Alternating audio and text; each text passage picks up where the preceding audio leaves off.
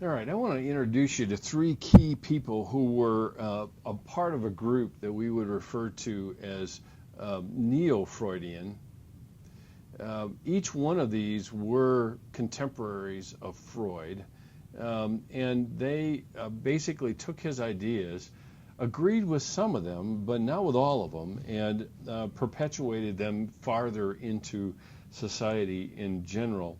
The Neo-Freudians accepted Freud's basic ideas about personality structure. They bought into the fact that a large part of it was unconscious, and they were working off of the id, the ego, and the superego as well.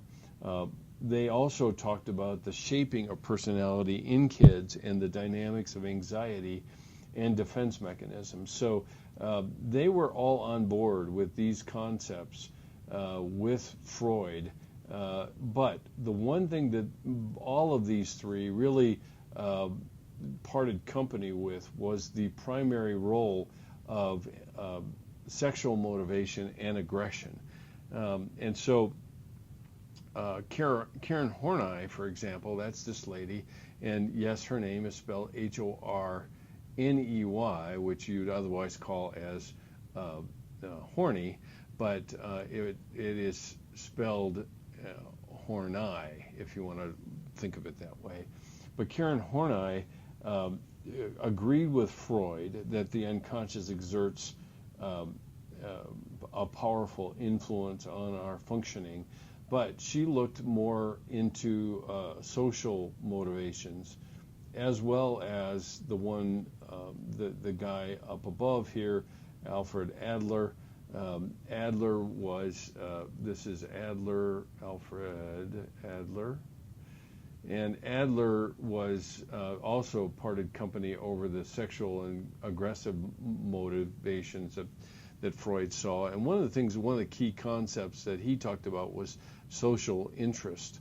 And he also coined the term, which we still use today, is the inferiority complex. And both Horney and Freud,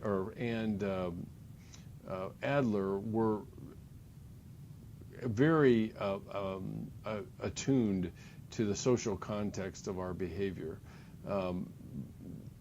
Adler was particularly influential in the educational world, and in community mental health would be another area in which he talked a fair amount. The last one is a guy by the name of Carl Jung.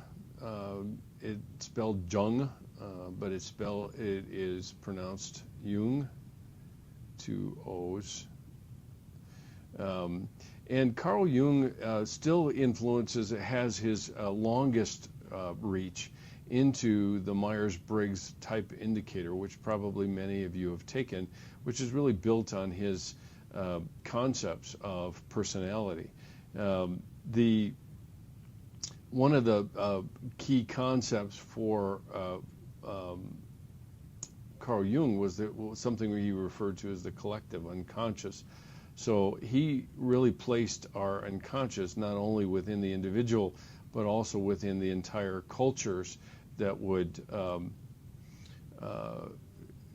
be influenced. And in his notion, there was a collective unconscious. In other words, there were symbols and ideas that seemed to be consistent across culture, and the only way that he could understand or explain it was something that he referred to as this unconscious, which is a shared inherited reservoir of memory traces that cross species history. And so the psychodynamic theorists and therapists reject the notion that sex was the basis of personality, but they also agreed with the unconscious nature of motivation, and that is still true today.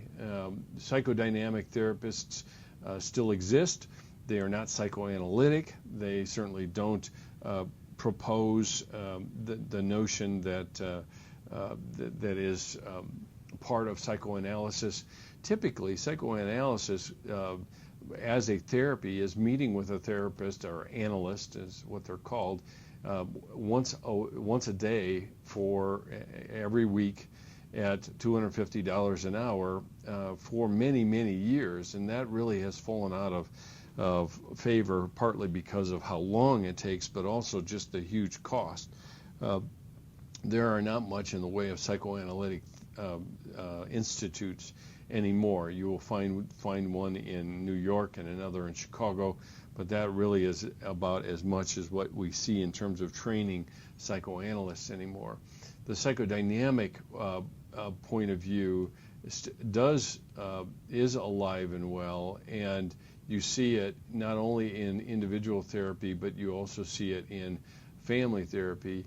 The key concepts which are also live on is something referred to as transference, and that's part of the therapy model, which I won't explain hugely. It's just where the client basically attributes to the counselor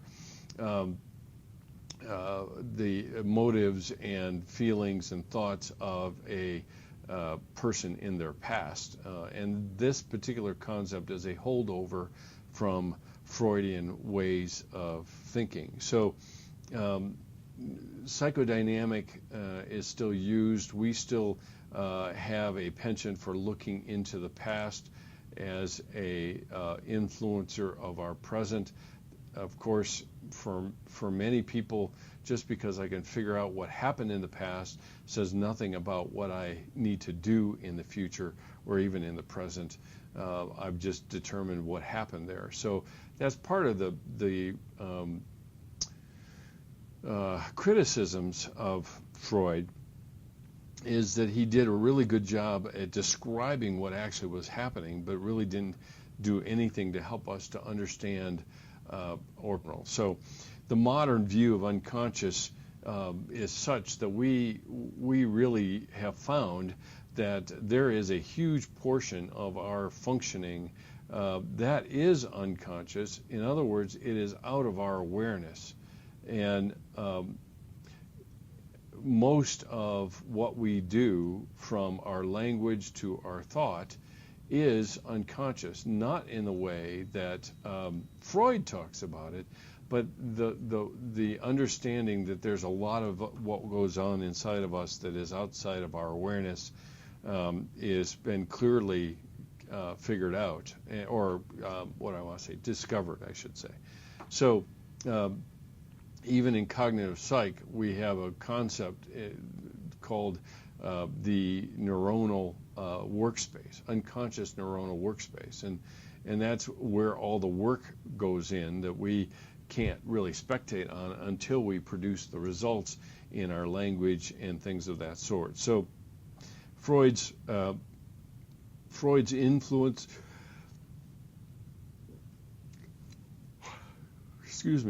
Freud's influence is profound. It has had a profound influence on psychology.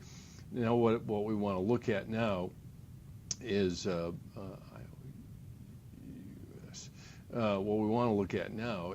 alternative point of view represented by Abraham Maslow and Carl Rogers, which will be in our next video.